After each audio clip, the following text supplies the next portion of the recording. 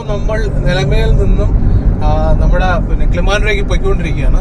അപ്പോൾ ആ സൈഡിലാണ് നമ്മുടെ വഴിയോരക്കടയ്ക്ക് സമീപം ഞാൻ നേരത്തെ സൂചിപ്പിച്ചതുപോലെ ഓൺലൈനിൽ നമ്മൾ ചെക്ക് ചെയ്തപ്പോൾ EVയുടെ അതായത് ചാർജ് മോഡ് ഇവോക്കിന്റെ ഒരു ചാർജിങ് സ്റ്റേഷൻ കണ്ടിട്ടുണ്ടായിരുന്നു.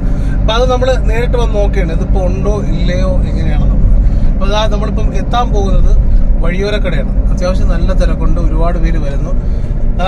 എന്തായാലും കൊള്ളാം. അവര് അതിനടുത്ത് തന്നെ ഒരു ഇവോക്കിന്റെ ചാർജ് ദാ കാണുന്നു, ചാർജിങ് സ്റ്റേഷൻ. എന്തായാലും കിളിമാനൂരുകാർക്ക് ആശ്വസിക്കാൻ ഒരു വകുപ്പ് തന്നെയാണ്. വളരെ ക്ലോസ് റേഞ്ചിൽ ഇതാണ് സംഭവം. ഇതാണ് അങ്ങോട്ടൊന്ന് പിടിച്ചു കറക്റ്റ്.